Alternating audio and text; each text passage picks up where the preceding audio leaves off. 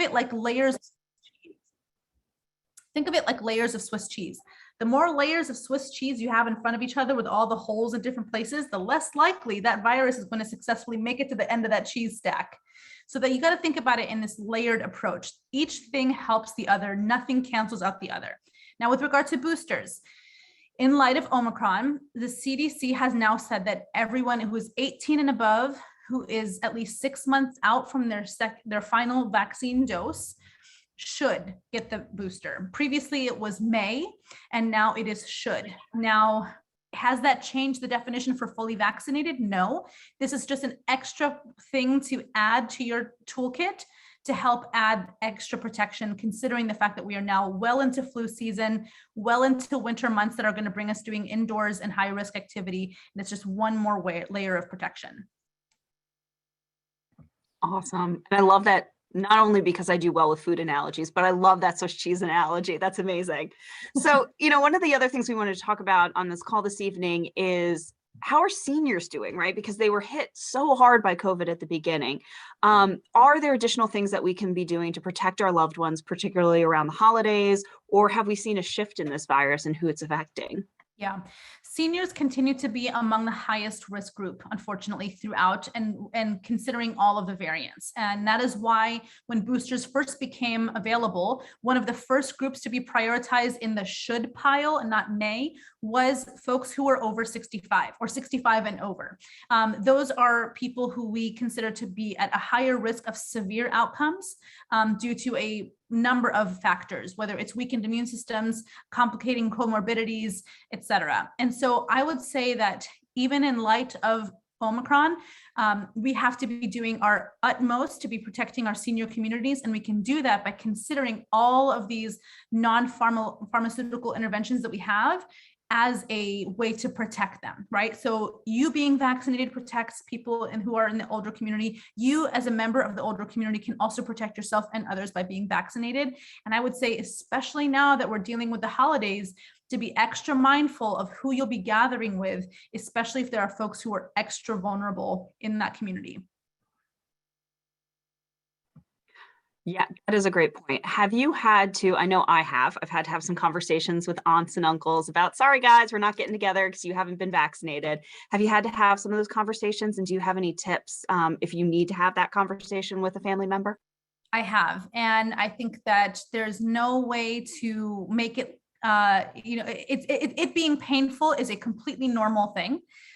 These are painful, sometimes awkward, sometimes hurtful conversations that might have to happen. But some of the things that I have learned have helped soften the blow, especially when you're dealing with competing ideologies or convictions about things like testing or vaccines, is to lead with empathy, to listen first and understand kind of where the other person is coming from, understand what the hesitations are, what the fears are, before you add your opposing view. I think a lot can happen in the moments in which we don't say things before we do say things about our own family's boundaries. And then the way that I lead is my tolerance for risk is just very low. It's not a judgment on other people's tolerance for risk, but we all have a risk tolerance level. Mine, because I have 2 young kids who up until recently, one of them was not even eligible to be vaccinated. I did everything I could to protect my pod, my little family. And I think by listening first and then explaining what your risk tolerance threshold is, it can soften the blow, especially if what you're going to be delivering is news that you won't be gathering or don't want to be getting together indoors with some folks. Awesome. That's helpful. We also, I will say, everybody on this call, there's been a lot of talk about trusted messengers, right? Getting to trusted messengers and helping them spread the word. Everyone on this call is a trusted messenger. So, in this moment, beyond conversations with family and friends, what are some tips or activities that folks on this call can implement in their own communities and networks to encourage vaccination at this time? Yeah, so some of the tips that I think are really important are to, one, again, listen first, to two, avoid stigmatizing labels. We are in a very, very polarizing world right now, where unfortunately politics and even religious convictions have permeated the science world in a way that makes everybody kind of immediately defensive and focused on teams instead of community. I'm really sorry, she's having like a sneeze attack right now. Excuse me, but when you soften your language and avoid using labels, it can also go a long way with building and keeping that trust.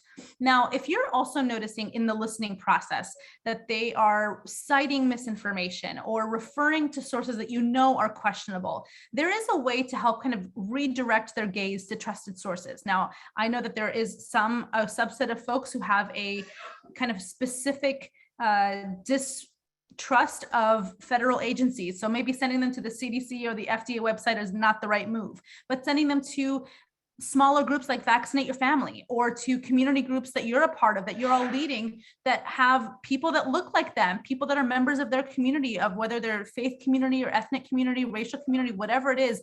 Those are all ways to kind of help bridge the gap when we've lived in this time of just constant separation.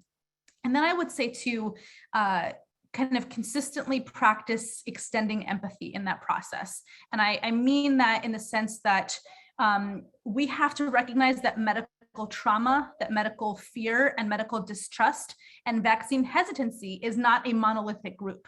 There are people in this group who know people who have been specifically harmed by doctors. There are people here that know people who have been specifically ignored by doctors. And there are folks here who have grown up in homes that just generally didn't trust science. And so they're trying to break down these cycles of kind of skepticism and conspiracy that they were, adapted to growing up.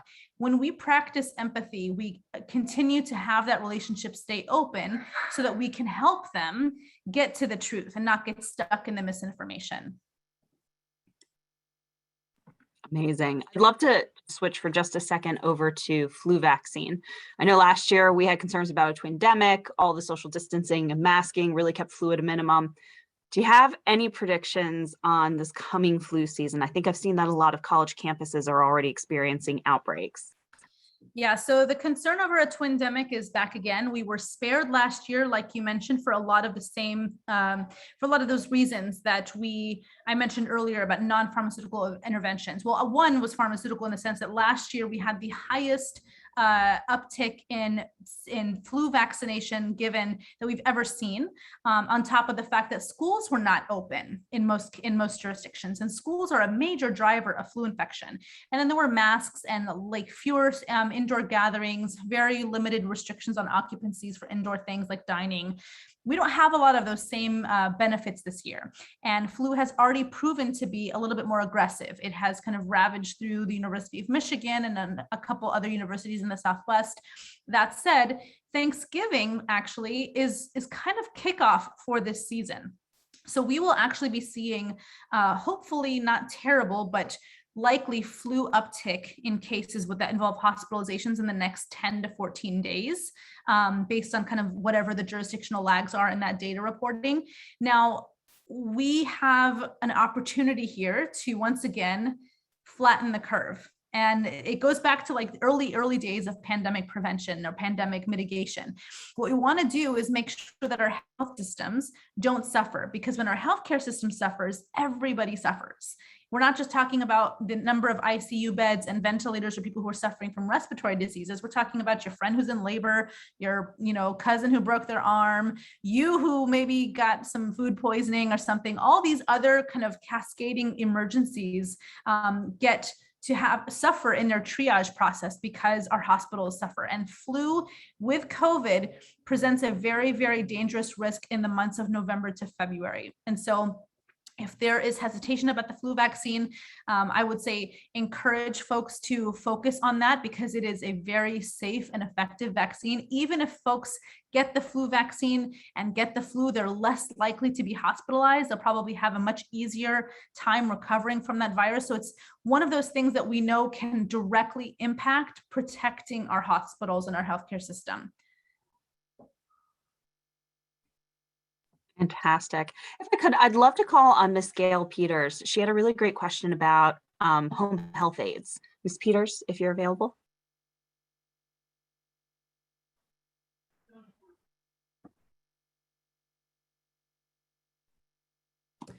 Do you want me to read the question out loud, or is she here? Yes, Sure. yes, I'll read it. I'll read it. Thank you. My question is, can families request only aides? And I'm speaking of aides who come to our homes to help with patient care. Can families request to have only aides who have had their vaccines also to come to their homes, particularly if those in the home are 70 and above? My experience has been with my own family. We had an aide come to our home not too long ago to help with patient care in my home. And 2 weeks after she was there, I was notified by one of the nurses that she had COVID-19. So she had been in our home. She had had COVID-19. She was asymptomatic, and she had to then, be relieved of her duties so that she could go through the process of overcoming the COVID-19. And after that, we wanted to request only aides who were vaccinated, because everyone in the family had to be tested. Those who had come to our home to assist had to be tested for COVID-19. And it was a very trying period. My husband is over 70. And he has a condition that requires me, when I leave the home, to wear masks at all times and go through, unusual protocol just to make sure I don't bring it into the home. So my question is, can we request only having aides who themselves have also been tested, also had the vaccine? So I think this has a lot to do with the network that you are working with and whether or not they have implemented mandates for their employees. Unfortunately, I don't think that is standardized. I know that there are some jurisdictions in which it is optional for vaccination or a PCR test. California seems to be one of the states in which that would not be permissible, in that healthcare workers are required, regardless of religious exemptions, if they're providing healthcare to folks in healthcare settings, that they must be vaccinated, and that applies to at-home care nurses. But it varies so much. I think as far as you certainly could express that preference. I just can't speak to whether or not that could be fully honored in every single jurisdiction. So then my second question would be, how do you protect yourself? How do you protect your family, yourself, particularly the individual who has the medical condition, so that they don't come down with COVID by default from one of the aides coming in to help? Yeah, and I think in a situation in which you can't verify or be confirmed that somebody is fully vaccinated who's providing care, then you can absolutely set boundaries for that physical space to say you must be wearing a KN95 or an N95 mask at all times with no exceptions, that there is frequent hand washing and sanitation happening, and that if there is close proximity, it is only for the purpose of providing direct care, otherwise to practice physical distancing if possible. Thank you. Mm-hmm. Thank you. If we could ask Joe Williams to please ask your question, please. Well, thanks. Good evening. I heard something very interesting on the radio last night, and I wanted to see if there's any truth to it. So they reported that people are succumbing to COVID from anxiety, worry, and fear, that people that suffer from anxiety, worry, and fear more so than medical conditions. So I was wondering if that was any truth to that. So COVID-19 as an illness is not one thing, right? It's a respiratory disease, it's a vascular disease, it can affect your neurological system. So it's a disease that really triggers a lot of inflammation responses in the body, lungs, heart, brain, all those things. Having other illnesses that include possible mental illnesses as well is in no way going to help your body recover, right? So, and we know that psychosomatic symptoms can exacerbate physical illness. I haven't seen any verifiable, like randomized controlled trial data to show that people who are suffering from anxiety or depression or whatever other conditions that's what's causing their death. That it has to be a cascade of consequences in this situation, and it would certainly not help, because I know that your immune system can suffer from prolonged seasons of stress, anxiety, and depression. Thank you so much for that. We had a question, Jessica. We really appreciate you being with us tonight. Can you share a little bit about the importance of social media? If we can ask everyone to mute your phones, please, because you're an Instagram phenom, so we really want to know how we can really take advantage of that as we share COVID messages. So social media is an incredibly powerful tool. I think it's very easy to kind of throw the baby out with the bathwater here and just say it's all bad. It's just a dumpster fire of mess and it's just not good. But a lot of good can actually happen on social media. And I've kind of directly witnessed that as so many of my friends who knew my background began texting me and emailing me and calling me, asking me a lot of the same questions. So I thought, if my friends are having these questions, then certainly there must be other people having these questions. And I started doing Q&As and frequently asked questions on my stories and on my Instagram grid. And it just took off. Now, it is an uphill battle, right? Because we know that misinformation travels at a speed much faster than good information. There's this like famous, I think it's a Winston Churchill quote of, a lie goes across the world faster than the truth can put its pants on. And that's really kind of what you're dealing with. You're dealing with kind of a constant game of whack-a-mole and trying to catch up with all the conspiracy theories. Now, if you try to focus on that, you'll never sleep and it'll be a fruitless effort. If you focus on the truth, focus on good data, focus on reliable, verifiable information and share that, there is so much good that can come from that, because we know that there are amplification, that information can also be amplified, not just the bad information. And to have it as targeted as possible, to be very specific about who your audience is. I think we should remember this very helpful tool of who the messenger is, what the message is, and who is your audience. If you think about all three of those things, every time you post something on social media, you can have a bit more confidence in knowing that it will be a good piece of information. I can't guarantee any sort of performance or metrics there, but those are just good priorities to have whenever you post something on social media. Think about yourself, who the messenger is, what that message is, and who is receiving that message as motivation for every time you post. Now, I would also say too, if you feel like you're in a constant situation with social media where you have to debunk or dispel a myth, there's another tactic in science communication that we call the truth sandwich.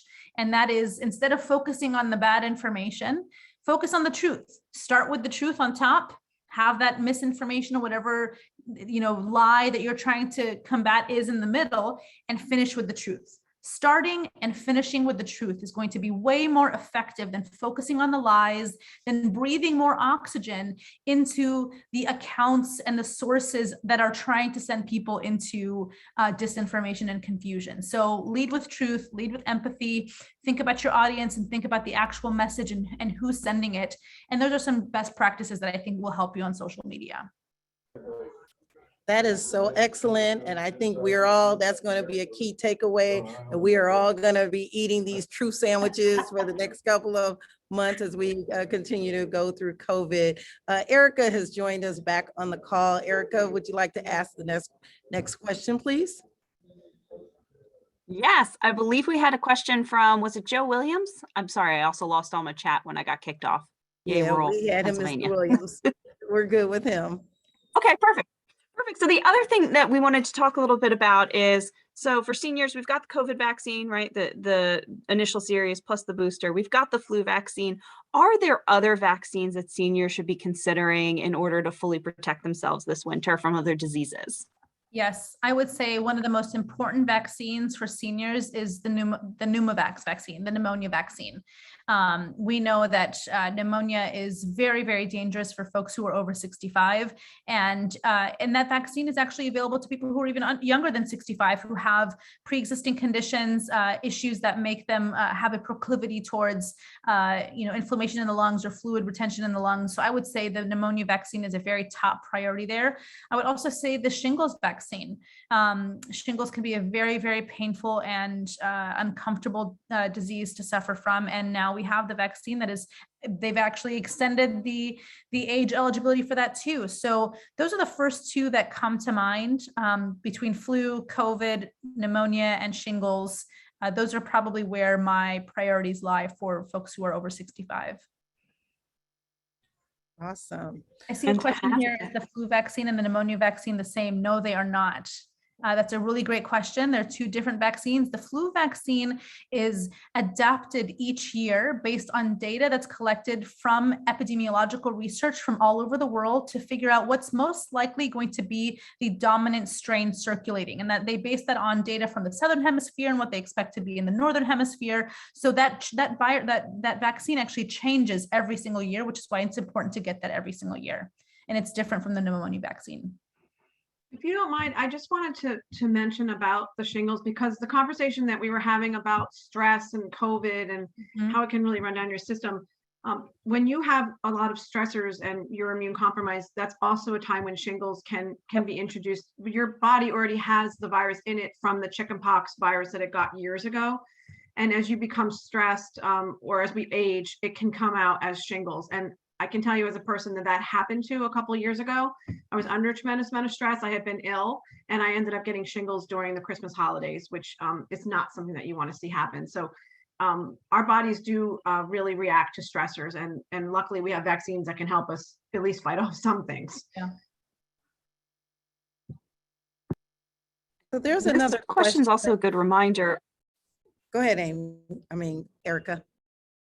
I was just going to say very quickly that this is another good reminder too. We hear a lot that folks think if they get the COVID vaccine, they're protected against flu. So just want to be clear, COVID and flu vaccines, two different vaccines, both of which you need, right, Jessica?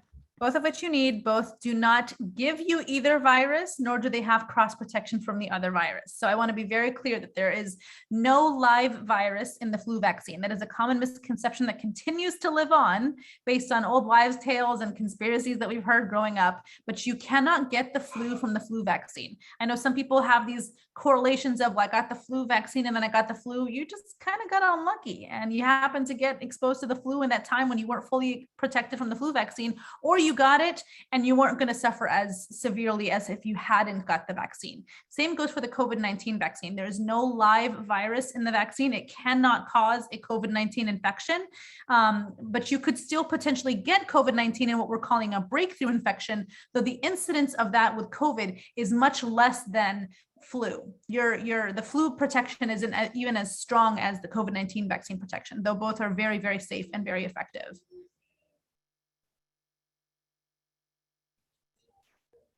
We have a question in the chat from Herbert Crossman. Herbert, would you like to ask your question, please?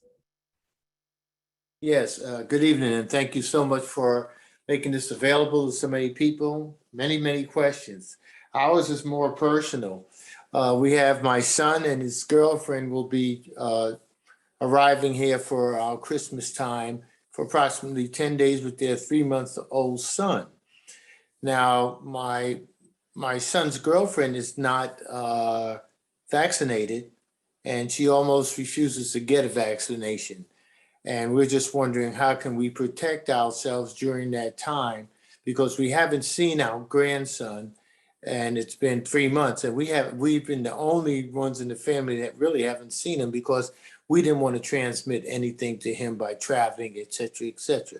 So we just want to know how we should handle that. Oh, Mr. Crossman, this is a very, very difficult situation that you're in, and I am sorry for it because it's not easy. There isn't a one-size-fits-all answer to this because, again, everybody's risk tolerance is different. I would say that a number of folks in the situation have opted to not gather because of this these kind of confounding factors of age, the holidays, travel, and mixed vaccination status, I will say it is a very high risk situation to be in, especially somebody who's over 70 years old, to be indoors with an unvaccinated person. Now, if the situation is you will absolutely be seeing them, there's no question about that, and you will absolutely be sharing space with them, a couple ways in which you can help slightly reduce your risk is to get tested, PCR tested, at least 48 hours prior to meeting, with the understanding too that prior to that meeting, you would hope that everybody who is going to be in this gathering keeps their risk exposure very low, meaning they're not going out unmasked, they're not going to parties and other mixed gatherings, so that their likelihood of being infected is low. It also depends on the type of transit that they'll be going. If they're driving from their home to your home, that's a bit safer. If they're flying, that adds another layer of risk. Now, the PCR test is kind of the gold standard for diagnostics. It'll hopefully tell you that you have detectable virus. And if that comes back positive, then you have to cancel because it would then be very, very dangerous to be exposed to somebody who has an active infection. I want to distinguish, though, between a PCR test that would be done via lab compared to an at-home test. At-home tests, typically antigen tests, are very, very good at detecting an active infection when you are currently sick or symptomatic. I think a lot of times people use them improperly as kind of a red light, green light to justify high risk behavior, but that's not what they're intended for. I think about them as you've got the sniffles, you've got a sore throat, you've got a cough, and you are trying to figure out, do I have COVID or not? That's a great time to use an antigen test. If you want to figure out if you have the virus, a PCR test is going to be much more accurate in telling you that even before you're sick or symptomatic, which is the moment in which you would say, okay, I need to press pause here and not commence on this trip. I wish you the best in this situation because it's not. If I can, I do want to add that both my wife and I have had our booster shots. Yeah, and that's wonderful. And I think that's going to help add to your protection. I do think, though, that the combination of events between the new variant being here and it being flu season and being indoors in mixed company, it's technically against public health recommendations to be gathering in that situation unmasked indoors with people who are unvaccinated. Thank you. Mm-hmm. All right, Ms. Peters, I see you have another great question. Would you like to ask it? Yes, thank you.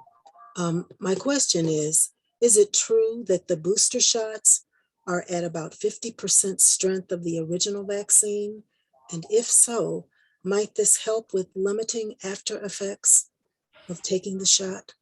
No, that's not exactly true. So to explain kind of how the dosing was determined, the Pfizer dose is 30 micrograms, and that's the same for dose 1, dose 2, and the booster dose. In fact, the booster is exactly the same as the first and second dose for Pfizer. The Moderna dose 1 and 2 are 100 micrograms. Their booster dose was formulated at 50% of that, which is 50 micrograms, but it doesn't mean 50% strength or 50% less effective. It's just a smaller dose. That said, the booster dose from Moderna is still technically bigger than the full and booster dose of Pfizer. And the Moderna data has shown to be exceptionally effective at boosting that kind of immune response, especially in the mix and match context. So people who had Pfizer in their original series who got boosted with Moderna showed exceptionally high immune responses, even with Johnson & Johnson as their preliminary series, boosting with either of the mRNA vaccines, with Moderna having a slight advantage over Pfizer. It triggers a very strong response. Most people, after receiving a second dose, after receiving a booster dose, feel about the same or a little bit better than what they did in their second dose. Now, again, reactogenicity, or how our bodies respond to a vaccine, varies. Some people just have bad reactions. I will say that when I got my booster dose, I felt exactly the same as I did for dose 1 and 2, which was a really sore arm and fatigue. So it doesn't necessarily help with some of the side effects from the vaccine. It's kind of about the same for folks based on their response to dose 2.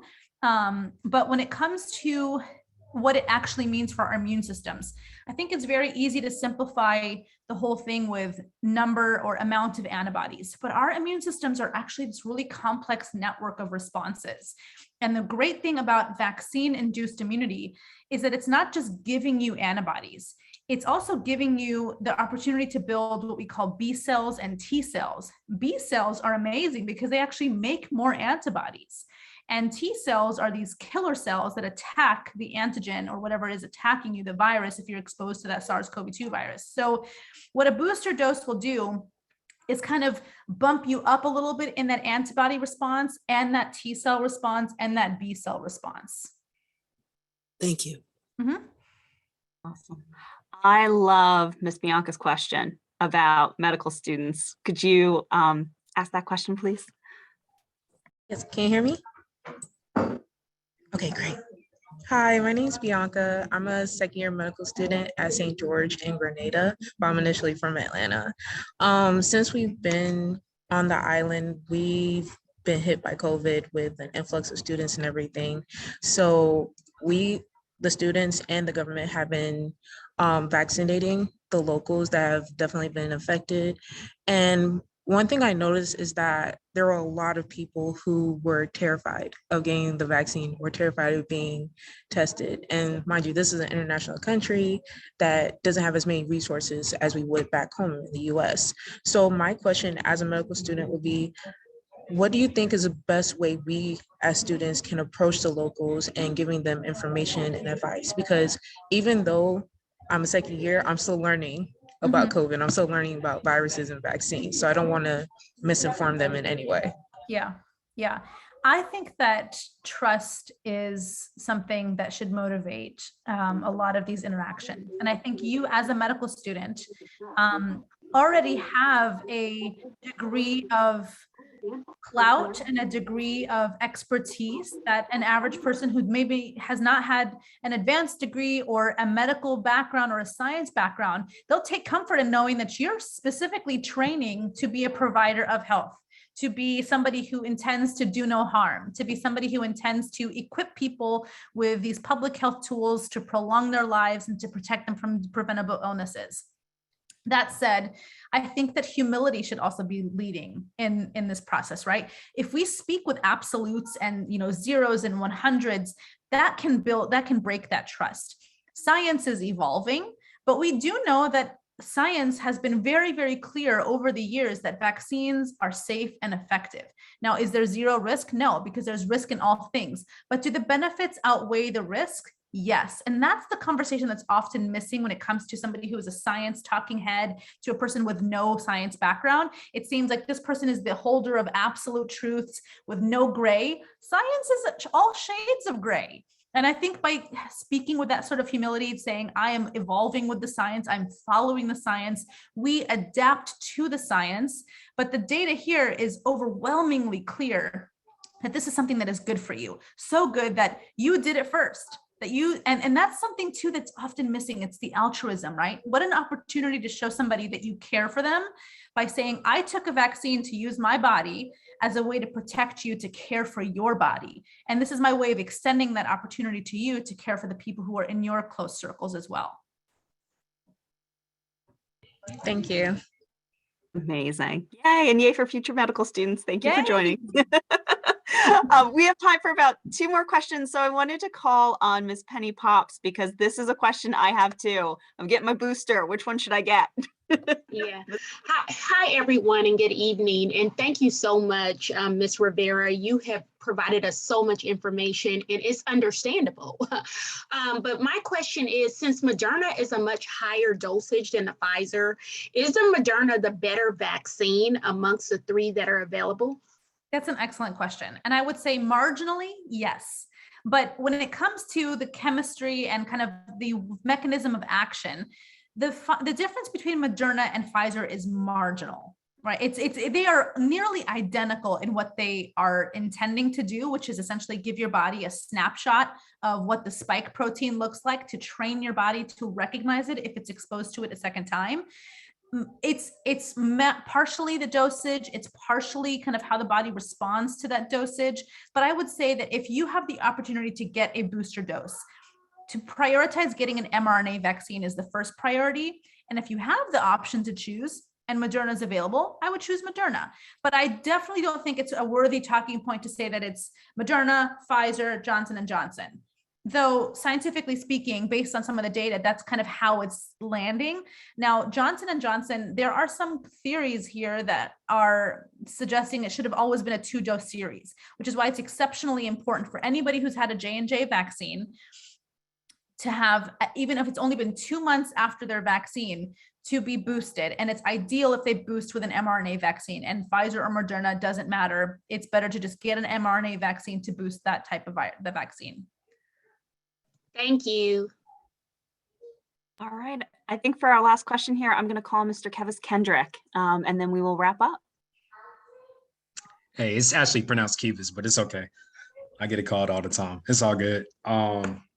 Thank you, Jessica, for everything, for all the information. I definitely appreciate it. Yeah, my question was, do you have to be 18? And I know you said it earlier, but you have to be 6 months past the full vaccination. Is anybody eligible to get it? Because for some reason I thought that only the seniors and healthcare workers were able to get it at first. So I'm not too sure because I've already been fully vaccinated, but I want to get it as well. And it's been past 6 months for me as well, because I got it in April. But I didn't know. I work from home, so I didn't know whether or not, I could do it or not. Great question. And that actually changed yesterday. So I don't blame you for not knowing. Previously, as of last week, the original recommendation was that those that should get the vaccine were those who were over 65, immunocompromised, worked in healthcare settings and high risk exposure settings, and those who were pregnant. And then the rest may. As of yesterday, in light of Omicron, can't believe I said Omicron, the CDC director, Dr. Walensky, just updated it and just said that now anybody who is 18 and over and at least 6 months past their final dose is eligible and should get the booster dose. So you cannot be younger than 18 because that data is not out there yet. The age group of 12 to 17 hasn't been vaccinated long enough to show justification for that. But those who are over 18 who've been vaccinated in the spring would be eligible now. Okay. Thank you so much. Thank you, Kevis. Okay, I lied. One more question, because I think Brenda Johnson just asked, I'm sorry, was it Brenda Johnson? Yes, Ms. Brenda Johnson just asked a really important question about asymptomatic. So Brenda, would you mind asking the last question, please?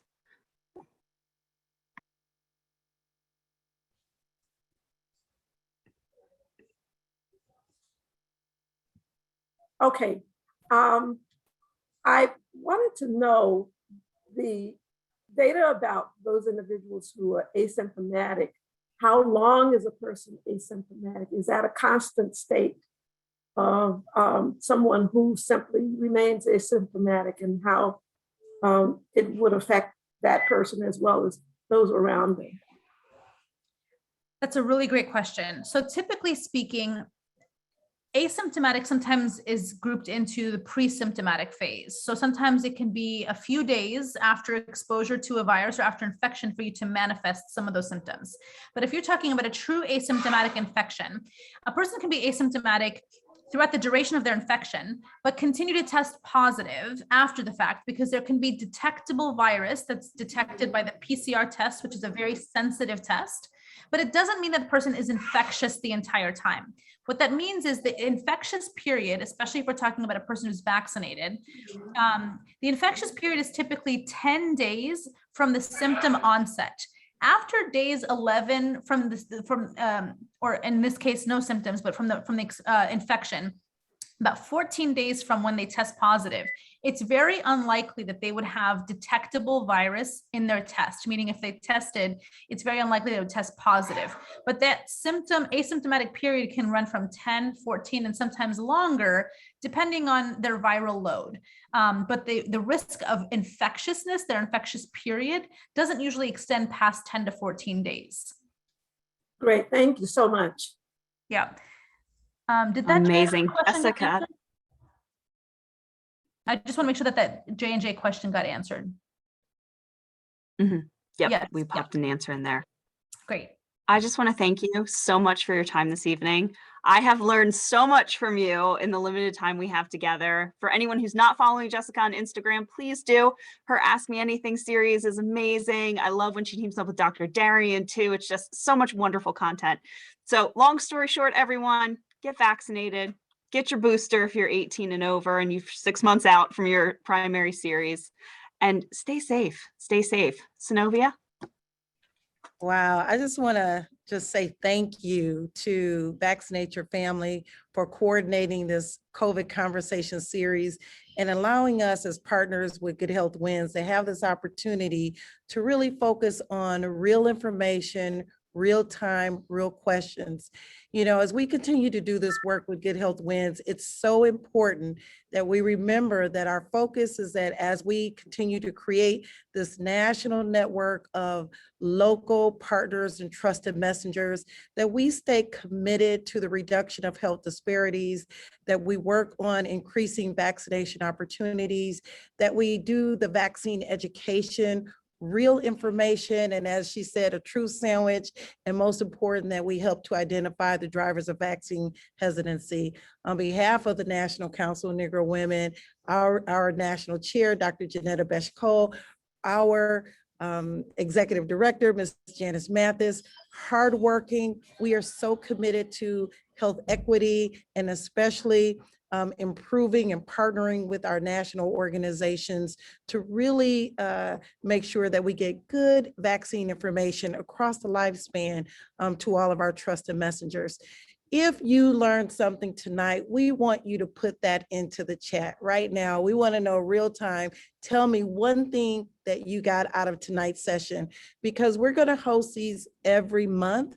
And this is really important that we continue to really meet your needs as we're here to help service the work that we're doing with the CDC.